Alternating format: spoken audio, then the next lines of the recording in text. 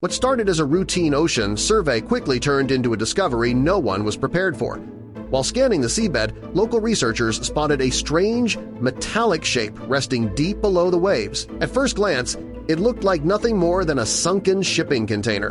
But when their diving robot hauled it up, every person watching the live feed froze in disbelief. Before we start, smash the like button and make sure to subscribe if you haven't, and hit that notification bell so that you won't miss any new stories. The discovery wasn't random. On that exact day, coastguard buoys detected heavy disturbances beneath the water's surface.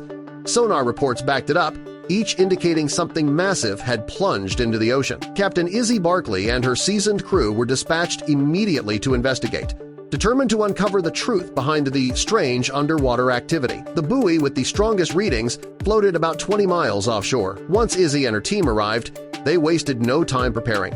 As the lead researcher, Izzy always insisted on diving first. Within minutes, she descended into the depths. The water grew darker, heavier. Then, just ahead, she spotted the mysterious container resting silently on the seafloor. Izzy swam around it, quickly realizing there was no chance she could lift the thing on her own. She surfaced and shouted instructions. Moments later, the ship's remotely operated diving robot was prepped to take over. "Let's get it onto the boat," she ordered firmly, heart racing. The research team had left their high-tech facility prepared for anything, or so they thought. Under Izzy's steady command, the team checked every system on the remotely operated vehicle. Once satisfied, they released it into the waves. The machine slipped beneath the surface, descending gracefully into the darkness. The robot descended smoothly. Visibility was surprisingly clear, offering them a rare advantage. Finally, the dark outline of the container emerged from the shadows, waiting, unmoved, like it had always belonged down there. To the untrained eye, it looked ordinary, just another weathered shipping container. But something about it felt wrong. At Izzy's command, the robot extended its long mechanical arms and clamped tightly onto the container's frame. The crew initiated the lift sequence. Cables tightened, gears whirred. At first, it looked promising. The metal beast below wasn't moving easily. It was obvious whatever was inside wasn't ordinary cargo. The resistance was unnatural, unsettling. The ship's onboard crane was designed to handle enormous weights, sunken vehicles, wreckage, even whales if necessary. At last, after an exhausting fight with the ocean's weight, the container broke the surface. The crew scrambled aside as it slammed onto the deck with a deafening metallic thud. Everyone rushed closer, wide-eyed and breathless, eager to see what had nearly pushed their vessel past its limits. Most of the crew buzzed with excitement, but Izzy stayed quiet, her sharp eyes fixed on details others overlooked. The container's steel walls gleamed strangely, almost too clean, and then she realized something was wrong. It had just been lifted from the ocean floor, yet there wasn't a single leak, drip, or bead of water escaping from its sealed frame. That detail made Izzy's stomach tighten, but this one looked deliberately engineered to stay sealed. That meant it wasn't lost cargo at all. It was built to be hidden, designed with intention. Someone had locked this secret away for a reason. Izzy gave the order, open it but carefully. A deckhand clamped bolt cutters around the padlock. The hinges groaned, a hiss escaped, and with a final screech, the steel door swung open.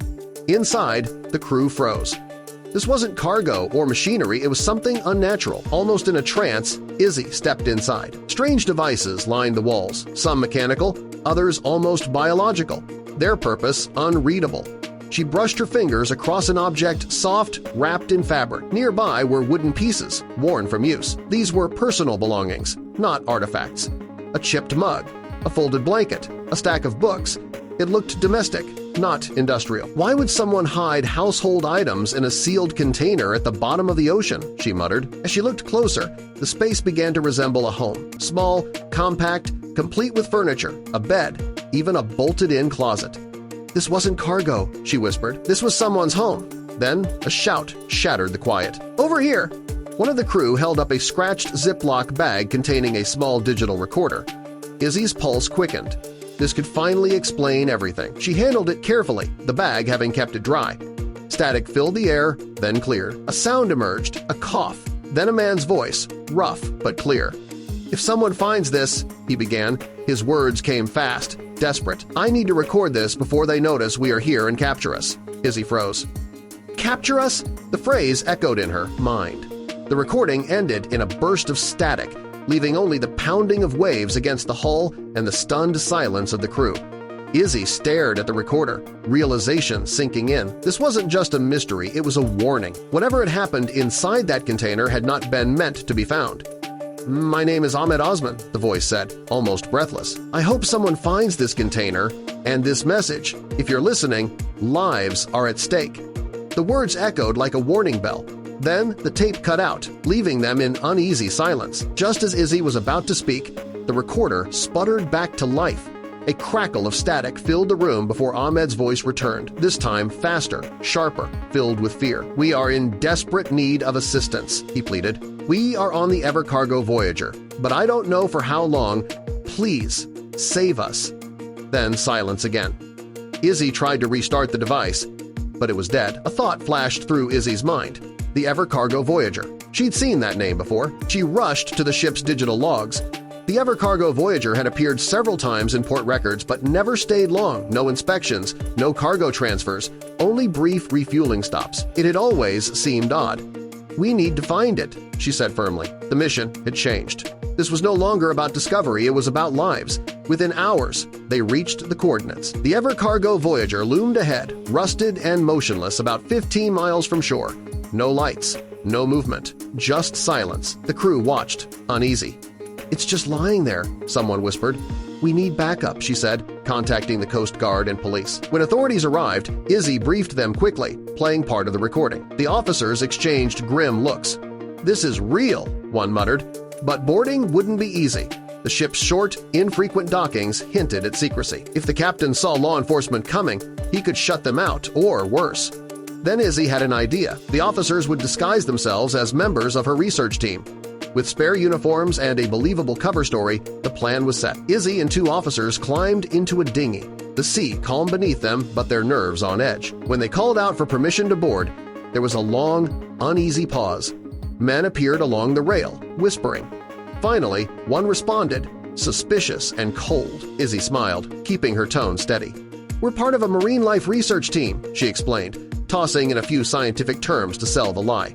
The man didn't respond right away. Instead, he shouted orders, and crew members began moving hurriedly on deck as if hiding something. After a tense half-hour, a ladder was thrown down. They climbed aboard and were met by the captain, an older man with a hard, unreadable face. "You have 1 hour," he said flatly, turning away without another word. Izzy forced a calm smile, pretending to take readings on her tablet. Her heart pounded as she scanned the deck. She had made it aboard the Evercargo Voyager where Ahmed Osman's desperate message had led her.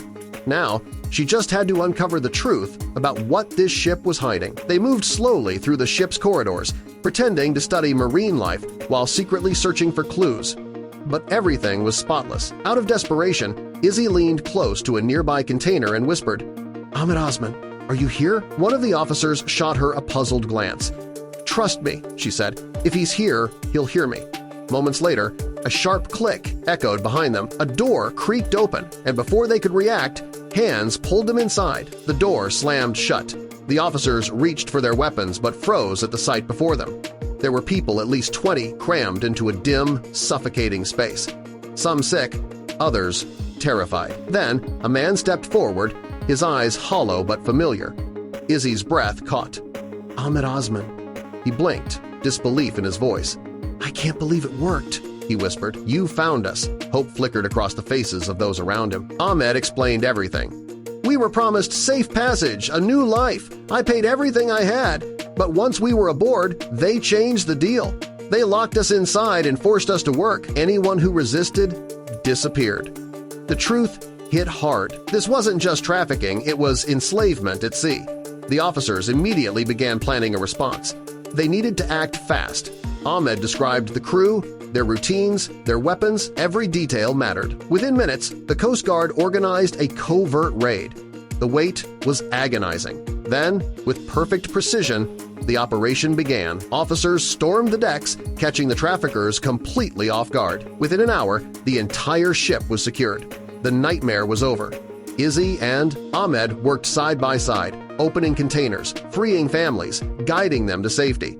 When they finally reached port, officials were ready shelters, medics, and volunteers waiting to help. News of the operation spread worldwide. Reporters called it one of the most extraordinary rescues in maritime history. Back home, Izzy followed every update. She wasn't proud of the headlines, she was proud of the lives saved. Ahmed and the others were finally free. Weeks later, messages began arriving from the rescued passengers, letters, photos, thank you notes. Families reunited, new jobs found, children starting school. Authorities soon uncovered a vast human trafficking network spanning multiple countries. Dozens of arrests followed. Izzy testified before global panels, urging stronger maritime oversight. Her words carried weight now because she had seen what happened when no one was watching. She never returned to ocean research the same way. Every expedition felt heavier, more human. She began mentoring younger scientists, teaching them that not all discoveries are scientific, some are moral. When asked if she'd change anything, she always said, "Not a single thing." One quiet morning, a letter arrived with no return address. Inside was a photo. Ahmed standing proudly in front of a small bakery, smiling. Beside him, a sign read, "Freedom tastes sweet." Izzy smiled, tucking the photo into her journal. The ocean had given up its darkest secret, and in doing so, saved countless lives.